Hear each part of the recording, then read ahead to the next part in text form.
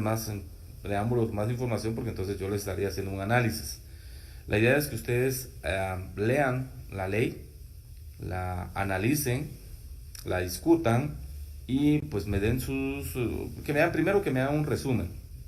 ¿Cuál es el propósito de la ley? ¿Cuál es la naturaleza, el propósito? ¿Qué es lo que buscan? ¿Hacia quién va dirigida esa ley? ¿Quiénes se benefician con esa ley? ¿Quiénes se perjudican con esa ley? Cuestiones muy internas de la ley, ¿verdad? Eso es el análisis que ustedes tienen que hacer. Y al final, pues, realizar sus comentarios, sus conclusiones, si ustedes quieren hacer. Eh, Ahí sí que están en todo el derecho de emitir cualquier análisis que ustedes consideren, siempre y cuando sea objetivo, sin, sin incitar a cuestiones que se salgan de lo que es el estudio como tal, ¿verdad? Es decir, bueno, no porque yo tenga el criterio de mi pensamiento y pueda establecer lo que yo considero, pues voy a atacar. No, la idea es análisis hacia la ley. Si les digo, pues, ¿quiénes se perjudican? Siempre tiene que ver, cuando hay una ley hay un beneficiado y un perjudicado, ¿verdad? Eso así es, como lo que vamos a ver desde ese punto de vista, tal vez por ahí. Y pues yo no sé, realmente el mínimo puede ser 2 hojas, el máximo puede ser la cantidad de hojas que ustedes consideren. Eso no significa que el mínimo pues va a ser el punteo exacto, ¿verdad? Entre más pongan ustedes es porque su análisis estuvo mejor. No es una ley tan grande, si ustedes ya la vieron, no es una ley muy grande y muy fácil de interpretar. Eso sería el análisis que vamos a hacer a esa ley, ¿verdad? De hecho, el día jueves, pienso hacer alguna explicación para poder dar, pues no solo dejarlos a ustedes en su investigación o su análisis, sino que también pues como maestro yo les voy a dar mi punto de vista que considero conforme a esa ley. Tiene que ver mucho con el procedimiento administrativo. Si ustedes ya la leyeron o medio leyeron una ojeada, bastante con el procedimiento administrativo. Por eso es que se las dejé, ¿verdad? ¿Podría comprar mi libro? Sí, todo, Trisha, todo el contenido que de hecho de aquí casi en adelante vamos a ver puramente mucho contenido del libro, ¿verdad? Entonces, hagan el esfuerzo, de verdad, mire, yo sé que cuesta un poquito, pero, ¿cómo se llama? Hay que hacer el esfuerzo. De hecho, este libro les puede ayudar no solo para este curso, sino que también pues cuando ustedes estudien sus privados les va a ayudar. Tiene mucha doctrina. La verdad es que yo voy a tratar de resumirlo porque es demasiada doctrina y al final pues nos va a saturar de mucha cuestión. Entonces pongan mucha atención a las explicaciones que yo voy dando.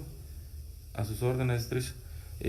Pongan mucha atención y pues traten de copiar, de analizar y ver. Yo de hecho, para poderles apoyar, pues voy a ver si hago algunos resúmenes para podérselos remitir y que pues así no puedan adquirir el libro.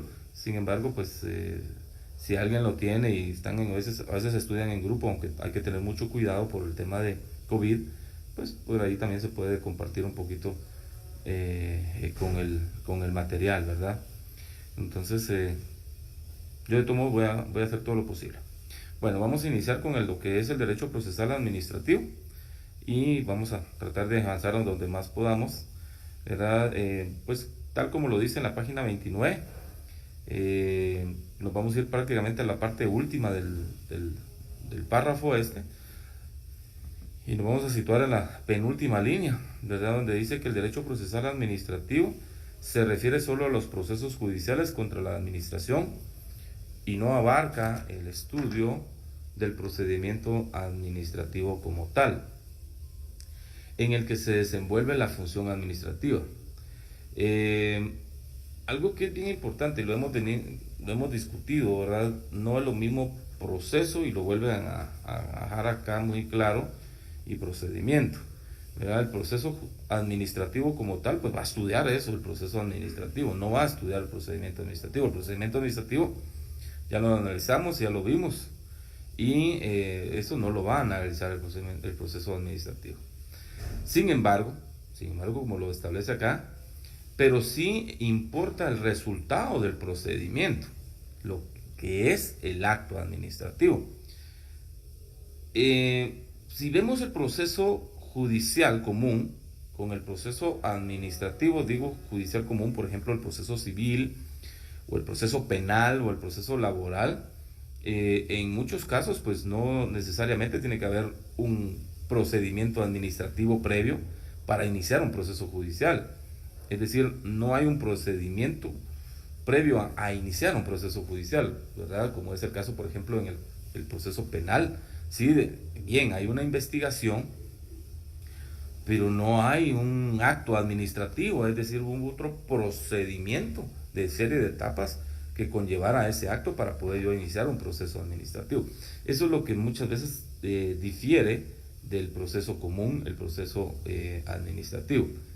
Tiene que haber un acto administrativo, sí o sí, ¿verdad? No puedo iniciar un proceso contencioso administrativo, un proceso administrativo, perdón, si no viene un acto administrativo. Ya es lo que establece aquí el autor. Por favor, anoten eso, muy importante. Luego dice, siempre en ese párrafo que estamos ahí, en el primer párrafo de la página 30, yo lo voy guiando para que no se pierdan. De todas maneras, su calidad de órganos administrativos no se les puede otorgar el carácter jurisdiccional a sus actos administrativos y ni es recomendable llamar procesos a sus procedimientos. Bueno, eso es lo que hemos dicho, ¿verdad? Que aunque sea un procedimiento administrativo como tal, no se les puede dar un carácter jurisdiccional. Y esto aquí quiero también recalcar, el único acto jurisdiccional que conocemos es a lo que se le corresponde al organismo judicial. El único que puede establecer o se le puede otorgar el carácter jurisdiccional es a la Corte Suprema de Justicia o al organismo judicial como lo conocemos, ¿verdad? De ahí no, el procedimiento administrativo, que aunque lleve una serie de pasos, exista un instrumento, un acto, no se le puede dar el término de carácter jurisdiccional, ¿verdad?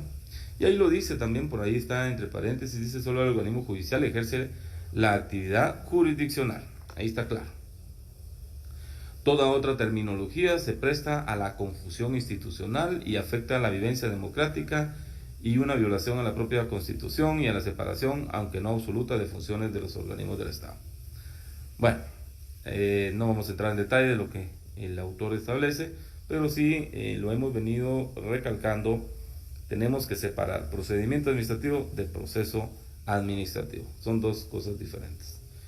Luego nos vamos, por favor, a donde establece en el quinto párrafo, en donde indica el tratadista José Vizcarra Dávalos, citando a José Ovalle Favela, nos dice que la teoría general del proceso es, por favor, esto sí, subrayenlo, remárquenlo o analícenlo. La teoría general del proceso es la parte general de la ciencia del derecho procesal que se ocupa del estudio de los conceptos, principios e instituciones que son comunes a las diversas disciplinas procesales especiales. Este concepto, según los autores citados, tiene su fundamento en la definición de Alcalá Zamora, Zamora, para quien la teoría general del proceso es un conjunto de conceptos, instituciones y principios comunes a las distintas ramas del enjuiciamiento. Bueno, ¿por qué es necesario conocer la teoría general del proceso? Ustedes ya lo han visto en otros cursos, ¿verdad? Y pues acá el autor hace una énfasis de lo que es la teoría general del proceso, porque en el qué hacer de este semestre lo vamos a ir viendo siempre, ¿verdad? Y más que todo en el derecho procesal administrativo, pues se da lo que es la teoría general del proceso. No se va a obviar, siempre se va a dar. Bueno, por ahí pues también nos vamos, si gustan, es el resumen que pues hice, podido analizar un poco. De todos modos, esto tal vez se lo paso por escrito. De hecho, sí, creo que sí. En la siguiente página, la página 31, por favor, ¿verdad? Vamos a ver lo que establece e indica un autor, Hugo Alsina. Indica que todo ello nos conduce al derecho procesal, que para el profesor Vizcarra, citando a Hugo Alsina, nos dice que el derecho procesal es Aquí hay otra definición, por favor, otra definición de derecho procesal. Yo les había indicado algunas, pero este es de lo que es el autor Vizcarra, que cita a Alsina, indica que es el conjunto de normas, ¿verdad? Siempre el derecho procesal como tal es un conjunto de normas. Bueno, hago la aclaración, allá vimos lo que era el derecho procesal, que para muchos autores no existe una definición como derecho procesal administrativo. Simple y sencillamente existe un derecho procesal, que eso es una definición, ¿verdad? Sea de cualquier rama del derecho, pues es una definición general. Pero acá lo establece como el conjunto de normas. Definitivamente todo derecho procesal va a haber un conjunto de normas que regulan la actividad jurisdiccional del Estado. En ese caso le corresponde a qué institución o a qué organismo del Estado, usted ya lo sabe, para la aplicación de las leyes de fondo. Y su estudio comprende tres aspectos bien importantes. Número uno, la organización del Poder Judicial. Bueno, definitivamente, como todo derecho procesal, pues debe haber una organización del Poder Judicial, ¿verdad? Y esa organización la conocemos como la estructura orgánica del organismo judicial, ¿verdad? Sabemos cómo está contemplado, no hay ningún problema en el derecho procesal guatemalteco, está bien definida la organización del Poder Judicial. Número dos, está la determinación de la competencia de los funcionarios que lo integran. Ya hemos tenido algún repaso, ya vimos que es competencia, está bien establecida la competencia dentro del proceso del derecho procesal en Guatemala. Y como número tres, pues lógicamente las normas que regulan la actuación del juez y las partes en la sustanciación del proceso. Claro, definitivamente existen normas específicas para cada una parte del derecho procesal o cada una de las ramas que queremos considerar.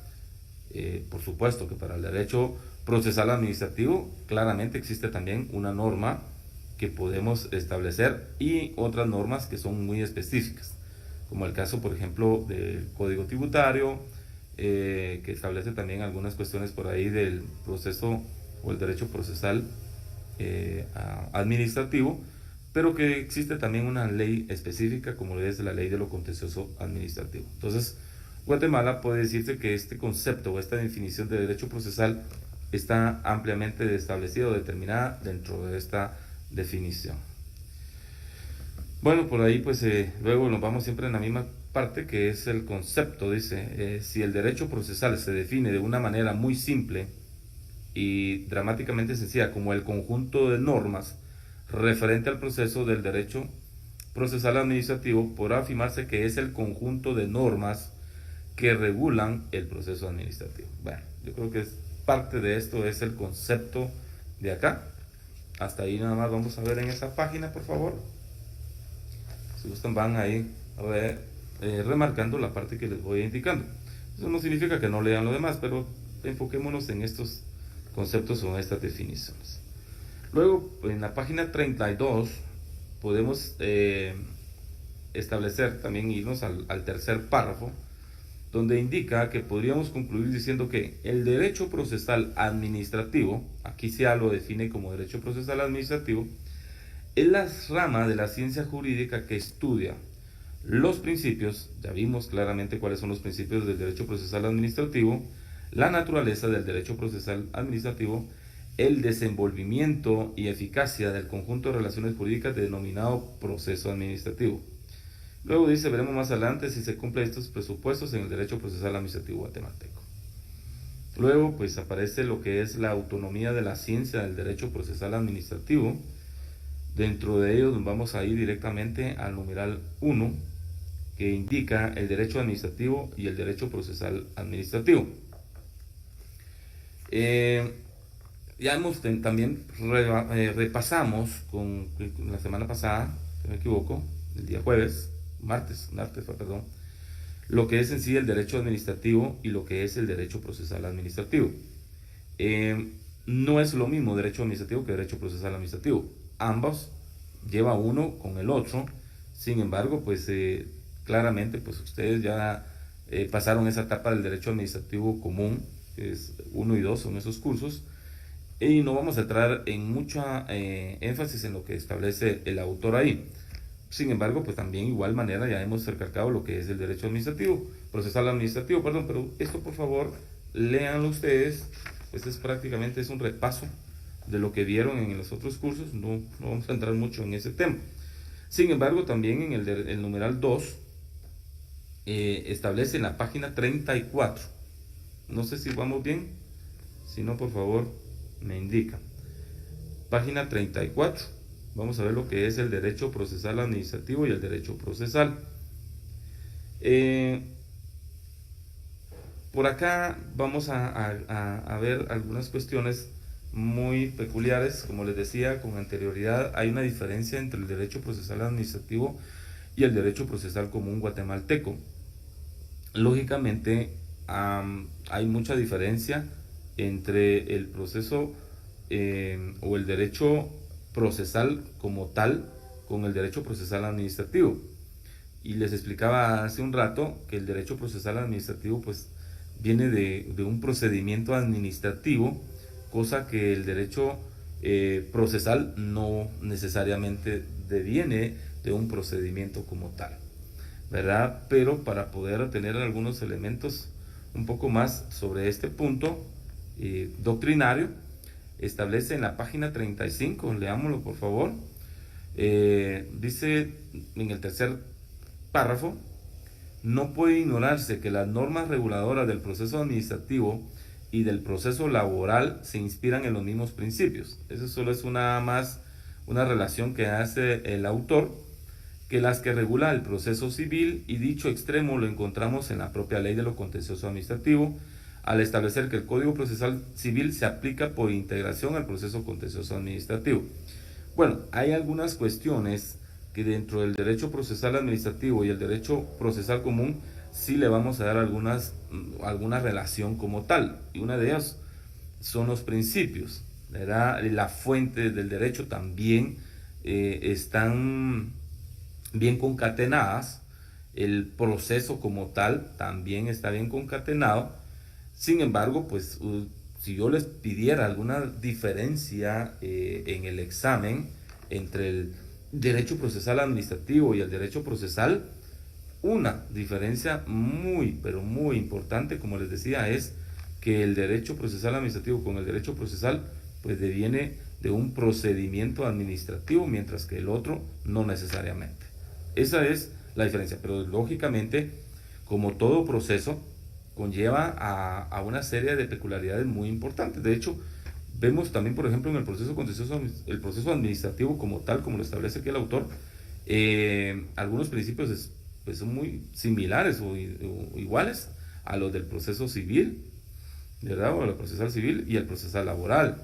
Las fuentes, como les digo, son los mismos. El proceso como tal, muy similar, viene de la misma jurisdicción, ¿verdad? Viene de una estructura orgánica jurisdiccional, entonces sí tiene mucha relación, bastante relación, pero la diferencia única y exclusivamente es esa. Nada más, ahí vamos a entrar nada más como punto muy importante. Bueno, sí podíamos ver también en la página 36 que hay una cuestión bien importante. Dice: ya en Guatemala hay indicios de la promulgación de una ley única de proceso, en la que abarque la mayoría de las ramas del procesal: civil, laboral, económico, coactivo, juicio de cuentas, contencioso administrativo. Desafortunadamente sí, por ejemplo, en el derecho procesal laboral y en el derecho procesal administrativo, pues no están muy regulados a veces los procesos como tal. Entonces debería de haber una ley específica, ¿verdad?, de los procesos y unificarlos, porque hay ciertas características o similitudes de ambos procedimientos que los hacen muy similares. En cambio, con el derecho penal guatemalteco, pues este sí ya está bien definido. Para mí, el derecho penal guatemalteco es uno de los más completos, o si no es que el más completo, dentro de los procesos que se llevan a cabo valga la redundancia, en los procesos jurisdiccionales en Guatemala, pero sí debería de existir ya una promulgación de una ley, y ojalá que el Congreso de la República pues trabaje en eso, ¿verdad? Eso sería una buena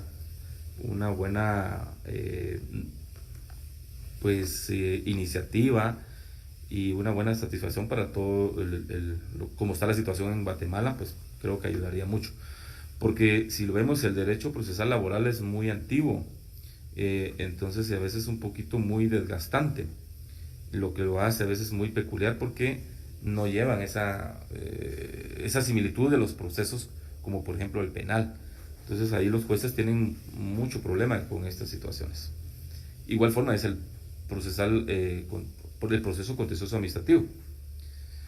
Luego viene la literal C, dice que la naturaleza jurídica, siendo el derecho procesal administrativo una rama del derecho procesal, en especial porque el derecho procesal en su parte general estudia las normas, principios de las partes dentro del proceso. Consecuentemente, las demás ramas del derecho procesal, procesal penal, procesal civil, procesal del trabajo, etc., no ofrecerá distintos problemas para la determinación de su naturaleza jurídica que la del derecho procesal en general. En consecuencia, dice el maestro González Pérez, su consecuencia se traducirá en las siguientes cuestiones. Bueno, una es determinar su carácter público o privado.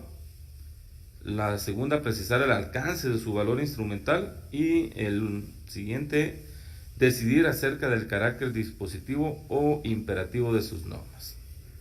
Vamos a hacer un análisis de estos tres caracteres o caracteres. El primero es el carácter público del derecho procesal administrativo. Bueno, la pregunta que se hace el autor es de carácter dispositivo, privado o público. Lógicamente ya sabemos que es de carácter público porque de alguna manera el Estado, a través de la misma Constitución Política de la República y las mismas leyes, pues establece la concertación de una función estatal, es decir, el mismo Estado ejerce una función dentro del proceso administrativo, ¿verdad? Vemos claramente que el organismo judicial es parte de la estructura funcional del Estado. Es uno de los tres poderes del Estado, por entonces ejerce de alguna manera un carácter público, no privado, ¿verdad?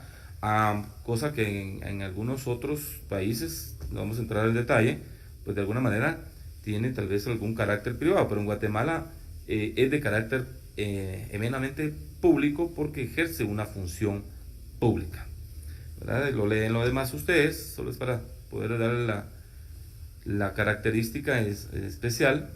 Luego viene en el numeral 2 el carácter instrumental del derecho procesal administrativo.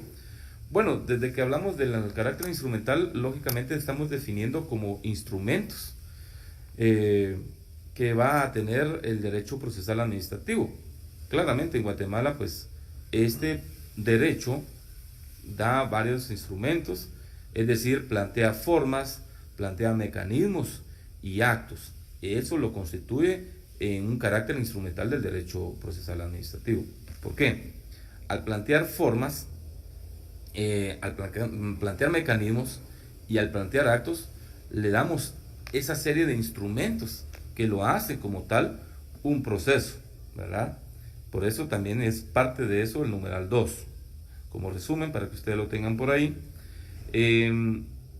Algo que también, pues, aparte del carácter instrumental, de lo que acabo de indicar, de que plantea formas, mecanismos y actos, es que el carácter instrumental del derecho procesal administrativo es un poco extraño con los demás procesos, porque de alguna manera nos damos cuenta que puede iniciar como en un ejemplo, el matrimonio, ¿verdad? Que se ponen de acuerdo, pues inicia podemos decir, de buena amistad, de buena forma, pero termina en un proceso judicial como tal, puede terminar como tal, ¿verdad? Al momento en que un administrado solicita algo al administrador o a la administración, pues lo está haciendo de buena forma, de buena fe.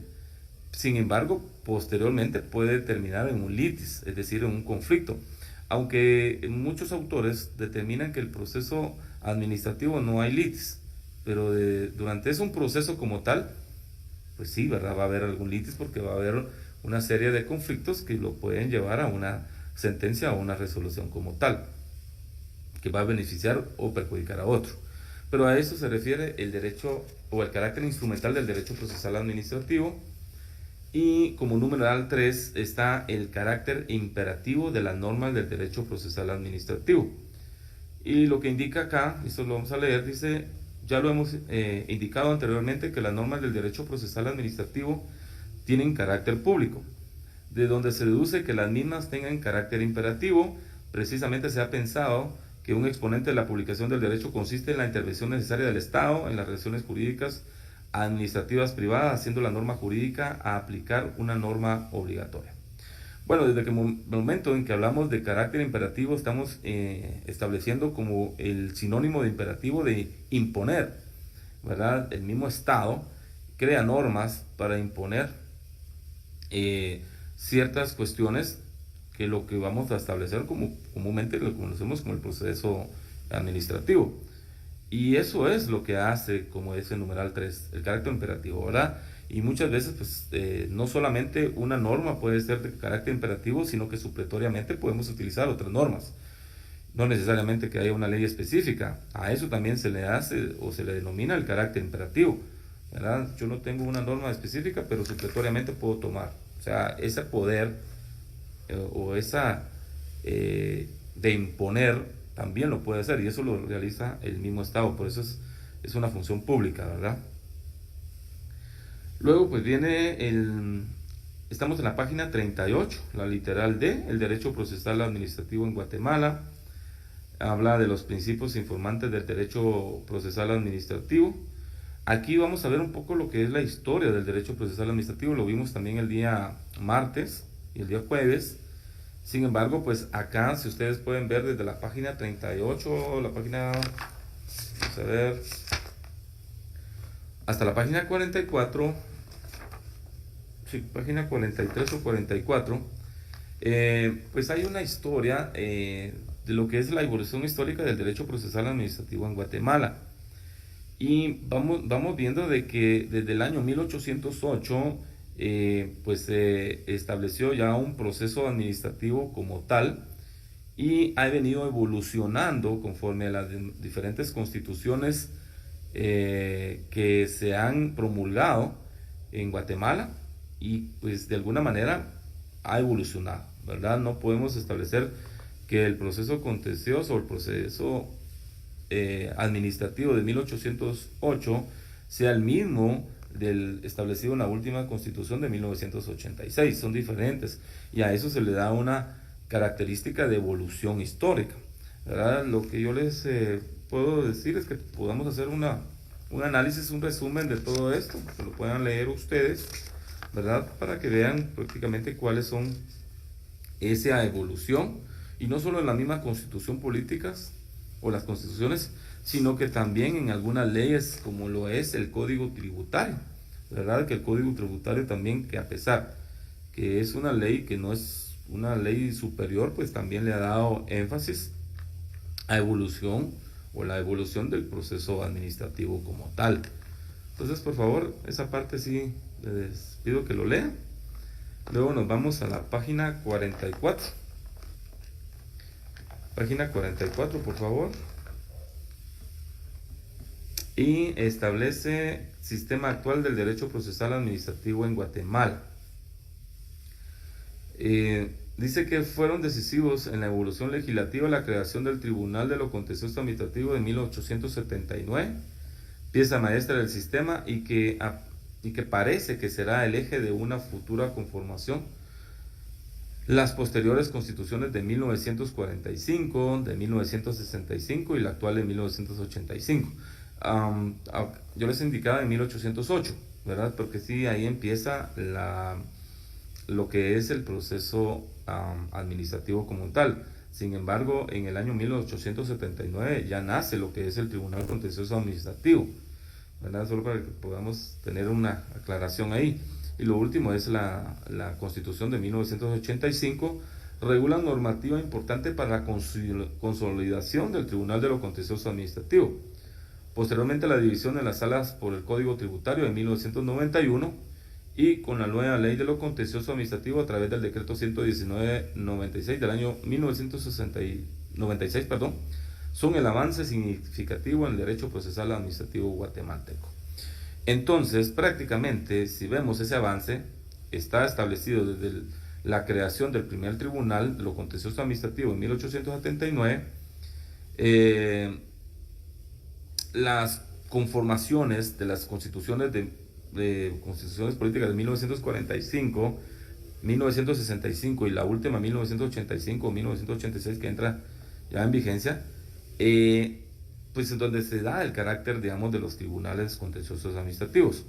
Luego también establece también lo que es el tribunal de lo contencioso administrativo establecido en el Código Tributario, que eso está establecido, por favor, si quieren anotarlo, en el artículo 161, si no me equivoco, del Código Tributario, y lo que es la Constitución Política de la República, el artículo 221, ¿verdad? Por favor, para que lo puedan anotar ahí, es lo que establece este tribunal, y pues ahí está ese sistema actual del derecho procesal. De hecho, si lo leemos, por aquí tengo el artículo de la Constitución Política de la República, leamos el artículo 221. Sí, 221. Tribunal de lo contencioso administrativo. De una vez lo define. Su función es de contralor de la juridicidad de la administración pública y tiene atribuciones para conocer en caso de contienda por actos o resoluciones de la administración y de las entidades descentralizadas y autónomas del Estado, así como en los casos de controversias derivadas de contratos y concesiones administrativas, es decir, los contratos lesivos para los intereses del Estado. Entonces el artículo 221, pues claramente con la Constitución así lo establece, en la última Constitución, pues ahí está establecido este tribunal. Luego dice, en el ámbito nacional destaca la consolidación, jurisdiccionalización y extensión del ámbito jurisdiccional del Tribunal de lo Contencioso Administrativo, ya por especialización de la materia. Existe administrativo y tributario. Y aquí viene una controversia entre el autor y su servidor. Por acá dice que son 5 salas, son 6 las que hay, son 3 contenciosas administrativas y 3 contenciosas tributarias. Pues hay ciertas cuestiones que sí estoy de acuerdo, ¿verdad? Sin embargo, pues pareciera que existen 2 tipos de procesos, según el autor y lo que establece acá. Un proceso contencioso administrativo como tal y un proceso contencioso tributario. Algo que va en contra de la misma Constitución Política de la República, porque la Constitución solo crea un tribunal.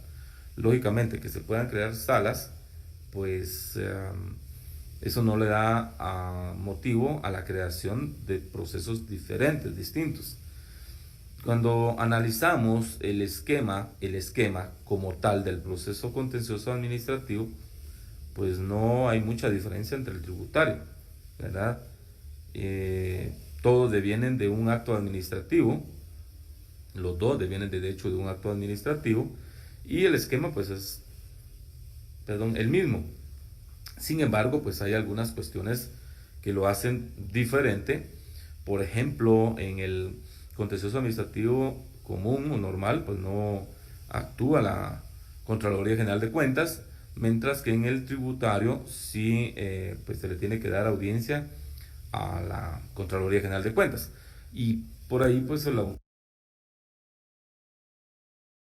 autor considera que se crearon 2 procesos diferentes. Bueno, vuelvo a repetir, ese es criterio. Yo pues lo que sí considero y estoy de acuerdo es que se dividieron las salas. No le encuentro por ninguna forma el motivo por qué fueron divididas, porque ambos, conforme a la misma Constitución, deben de conocer los procesos administrativos, indistintamente si uno viene por un tema de tributario y el otro por un tema administrativo, pues debería de conocerse igual forma. Haciendo un análisis o un estudio en una oportunidad, pude establecer de que lo hicieron, o este fue el criterio en aquel entonces, de la Corte Suprema de Justicia de que había cierta situación de muchos, de la cantidad de expedientes, la acumulación de expedientes. Y pues esto hacía que muchas veces se atrasaran algunos procesos administrativos comunes. Para el análisis que se hace, los procesos contenciosos administrativos muchas veces son más, entre comillas, que no hay proceso sencillo. Tal vez es un poco más sencillo para poderlo culminar. Los procesos tributarios son un poco complicados. De hecho, sí es complicado. Muchas veces el peritaje, el análisis que se tiene que realizar, las diligencias correspondientes para mejor resolver, son un poquito más complicadas que el proceso administrativo común. Eso fue un criterio, sin embargo, pues nunca fue motivo tampoco de alguna inconstitucionalidad como tal, y ahí están, ¿verdad? Pero si son 6 salas, no son 5, por favor, son 3 tributarias y 3 administrativas.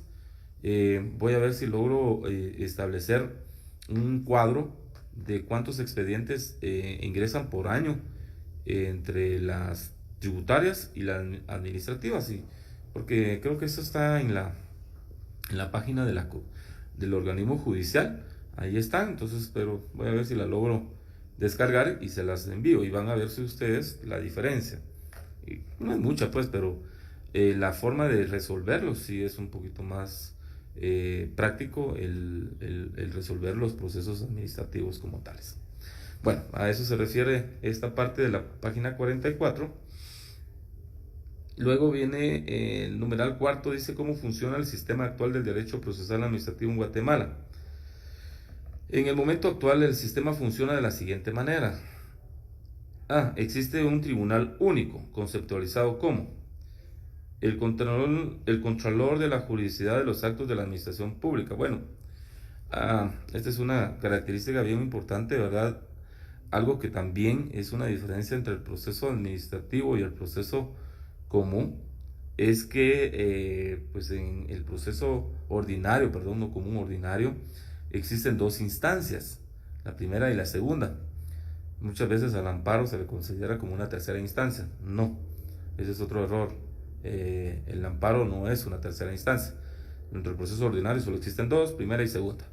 Mientras que en el proceso administrativo solo existe un tribunal único, de única instancia. Y es el Contralor de la Juridicidad de los Actos de la Administración Pública. Lógicamente es el único Contralor, es el que tiene el control del proceso de la administración pública como tal, sea administración o tributaria, o administrativo o tributaria.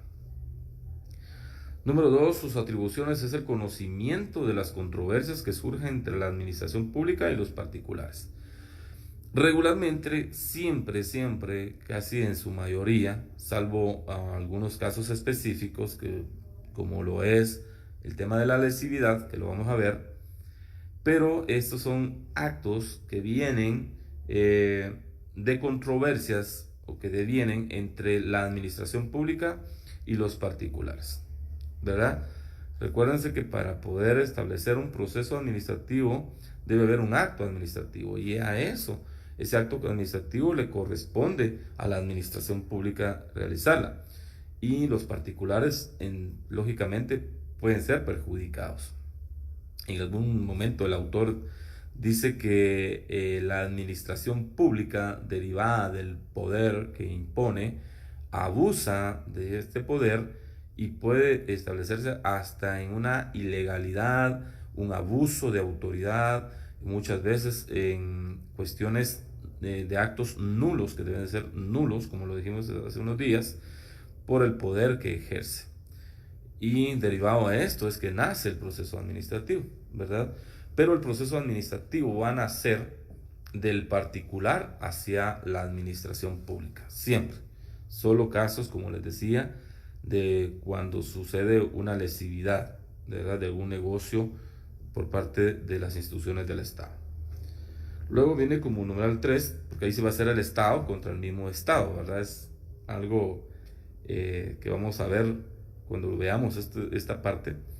En una oportunidad platicaba con algunos abogados de la Procuraduría General de la Nación y les decía, mire, ¿cómo realizan ustedes esa defensa? Porque en algún momento, pues, la Procuraduría de los Derechos Humanos ejerce la representación legal del Estado, de las instituciones del Estado mismo. Pero bueno, en este caso, pues, cuando se violan o se violentan los intereses del Estado, pues tiene que defender donde considere que sea donde se cometió ese abuso, esa lesividad, ¿verdad? Luego viene pues el numeral 3, la interpretación de los contratos administrativos. Este tribunal pues tiene que interpretar, ¿verdad? Muchas veces se tiene que volver como experto en, valga la redundancia, en interpretar estos contratos administrativos. No es lo mismo interpretar un contrato civil que un contrato administrativo. Y no lo digo porque yo laboro en la administración pública, los contratos administrativos a veces son muy especiales, ¿verdad? Y su interpretación es muy complicada. Pero pues esto también es una de las... es el sistema que debe funcionar para este tribunal. Número 4, dice también tiene a su cargo el conocimiento de aquellos actos ya firmes y consentidos que sean lesivos para los intereses del Estado. Al caso, como les decía, ¿verdad? De estos instrumentos que el mismo Estado ya formalizó, aquellos instrumentos administrativos o públicos administrativos que el Estado ya los formalizó y que ya fueron consentidos, pero que de alguna forma van a ocasionar o son lesivos para los intereses del Estado.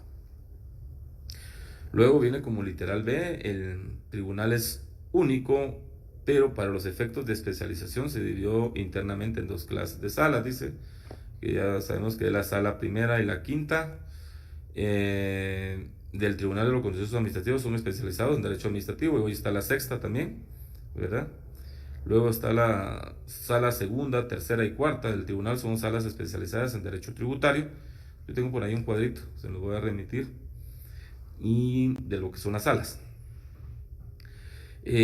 Asimismo, es posible la casación contra las sentencias que prolongan fin a los procesos ante contenciosos administrativos.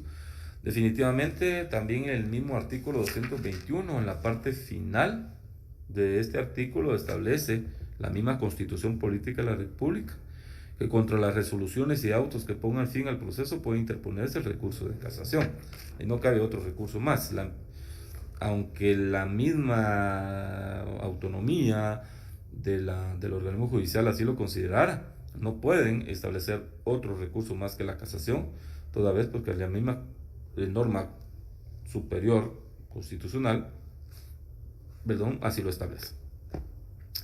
Bueno, luego viene como literal E, el contenido del derecho procesal administrativo. Establece que el derecho procesal administrativo regula el proceso administrativo, actitud de las partes, sus requisitos, contenidos y efectos. Se ocupa de las circunstancias que constituyen los requisitos, el contenido, los efectos en cuanto repercuten inmediata o directamente en el proceso contencioso administrativo, no en cuanto recogen una influencia por repercusión anterior.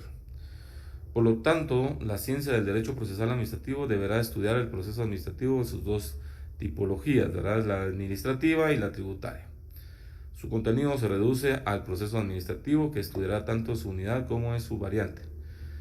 Pero además deberá estudiar los sujetos que intervienen en el proceso: el juez, los particulares, la Procuraduría General de la Nación, la Contraloría General de Cuentas, en su caso, y la administración. Luego, pues como decíamos, ¿verdad? Para el autor pareciera que ahora se debe tener dos expertos, uno experto en el derecho procesal administrativo común, como lo conocemos, y el otro el derecho procesal administrativo tributario. Porque para él, pues, los jueces deben de establecer ciertos criterios para establecer el proceso administrativo como tal, ¿verdad? Yo, como les digo, pues cuando veamos ya el proceso contencioso administrativo, vamos a ver que no difiere mucho. Sin embargo, pues para lo que es el tribunal, sí va a haber una gran diferencia entre el proceso administrativo de la administración pública y el proceso administrativo de los casos tributarios, ¿verdad? Porque sí cambia proceso como tal. Recuérdense que el tribunal debe revisar, debe ser un revisor, de hecho es un revisor de los actos administrativos, que esto no se les olvide. O sea, el tribunal no va a venir a crear un acto administrativo y va a hacer un análisis diferente al acto administrativo. Él lo que va a hacer es revisar el acto administrativo, establecer si se cumplió con los requisitos del procedimiento administrativo para llegar al acto administrativo, establecer que no hubieran violaciones. De hecho, la misma Constitución lo crea, es por lo mismo, porque la Constitución Política de la República lo que establece son garantías constitucionales y por ende pues le da esta característica al tribunal y esa obligatoriedad de establecer que no se violenten garantías de parte del Estado, de la administración pública, hacia los particulares.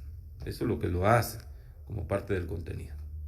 Luego pues viene en la misma página 45 las fuentes del derecho procesal administrativo. Pues ya las vimos, ¿verdad? Son 4: la Constitución Política de la República, las leyes, la costumbre y los principios generales del derecho, ¿verdad? Por ahí pues está como la Constitución como norma jurídica fundamental, ¿verdad? Está establecido en su artículo 221, como lo acabamos de ver. La misma Constitución así lo establece, son esas garantías. Entonces es una fuente, y les indicaba pues que es una fuente del derecho porque no son las mismas, ¿verdad? No va a haber otras. Esa es la otra parte que hablábamos hace unos momentos, en que el derecho procesal pues no difiere del derecho procesal administrativo. No existen fuentes exclusivas para el derecho procesal administrativo, son fuentes para el derecho procesal. Y la Constitución pues ahí está, es la misma, y lo establece también en el artículo 221, valga la redundancia, de la Constitución, que es lo que acabamos de leer. Luego, la ley como fuente del derecho procesal administrativo. Por acá el autor hace una diferencia entre legislación de México, Argentina, Colombia y Guatemala. Bueno, en Guatemala existe pues valga la redundancia, una única ley, ¿verdad? Que es la ley de lo contencioso administrativo. Sin embargo, pues supletoriamente hay algunas leyes, como por ejemplo el Código Tributario, el Código Procesal Civil, que se puede tomar por algunas cuestiones ahí, la ley del organismo judicial, pero existe una sola ley específica de ámbito general. Mientras que en el caso de México, para hacerles un resumen, pues estableciendo que son estados federados, pues pueden existir diferentes leyes procesal administrativas. Sin embargo, existen una ley general. Por ejemplo, ellos indican ahí la ley tributaria del Tribunal Fiscal, ¿verdad? Pero como son estados federados, pueden existir diferentes tipos de procesos.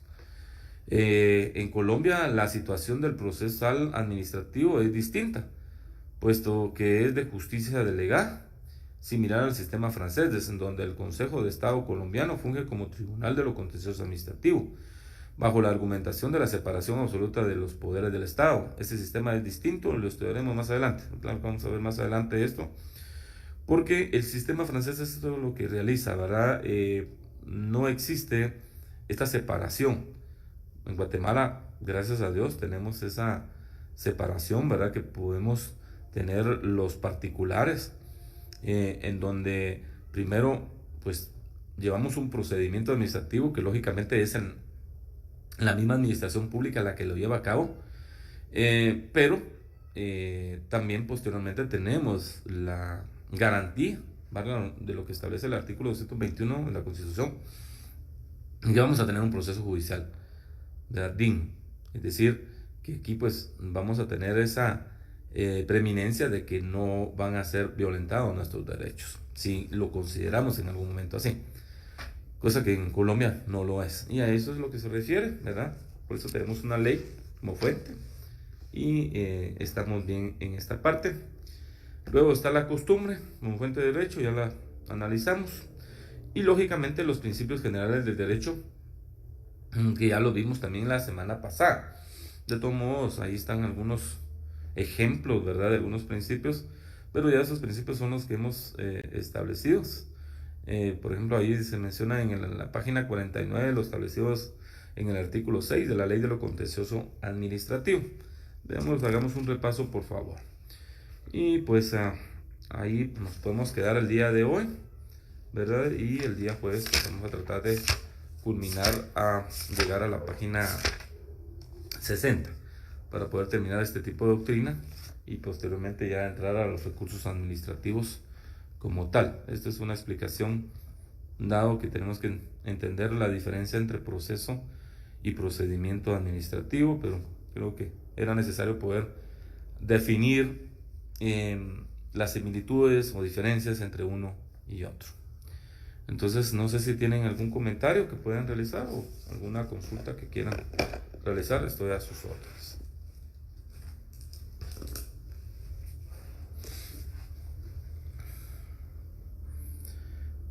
No, yo creo que ya pueden enviar su asistencia, ¿verdad?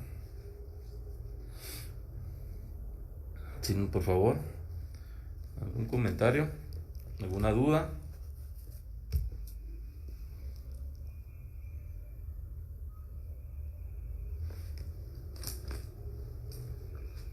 Como les indicaba, trataré de ver si les puedo hacer este resumen para que tengan ustedes parte de ese repaso. Fíjese yo que ese libro, si no me equivoco, lo puede conseguir en dos lugares. Uno es en la librería jurídica, que está aquí en la zona 1. Y el otro es también en la Facultad de Derecho, ahí en la Universidad de San Carlos. No, no pueden dejarse dar una vueltecita y lo pueden conseguir. Lo que es el tema de lo que es el repaso, sí es a mano, perdón, sí es a mano. Sí es a mano porque ya hay algunos resúmenes por ahí de esta ley que han hecho algunos periódicos, ¿verdad? Entonces, pues es fácil hacer un copy-paste. Y miren que hacer copy-paste está bien peligroso hoy, ¿verdad? Mejor les dejo que lo hagan a mano, así ustedes toman. Ay, por favor. Sí, eso de hacer a mano, que sea letra legible. No me vayan a hacer como en otras ocasiones del curso, que me hacen un trabajo y me hacen una escritura. Les voy a poner un ejemplo más o menos por aquí. Me hacen una escritura, así por ejemplo, me ponen así, ¿verdad? El concepto. Lo hacen así. Entonces logra ver. O sea, dos palabritas me llenan una línea. Y a veces ni se entiende. Entonces, pues creo que si lo hacemos a mano, pues hagámoslo despacio, tranquilo y que sea claro. Porque si no, no los puedo calificar, ¿verdad? Ok, ahí estamos aún. Bueno, ¿alguna otra duda o comentario? Si no, pues damos por finalizado esta clase y nos vemos, si Dios lo permite, el día jueves, ¿verdad? Entonces ya el día jueves ya terminamos esta parte, vemos un repaso de lo que es esta ley y si Dios lo permite, pues vamos a ir avanzando ya en lo que son los recursos administrativos como tal. Pasen feliz noche, que Dios los bendiga. Sí, va a haber hora límite, Esteban, a las 6 de la tarde. 6 de la tarde, no más. Entonces ahí se va a abrir, yo creo que se va a abrir la cuestión de Classroom a las 10 de la mañana, si no me equivoco. Se cierra a las 6 de la tarde. No, si se cerró, ya no más, ¿no? Bueno, pues pasen feliz noche, a sus órdenes y muchas bendiciones. Cuídense.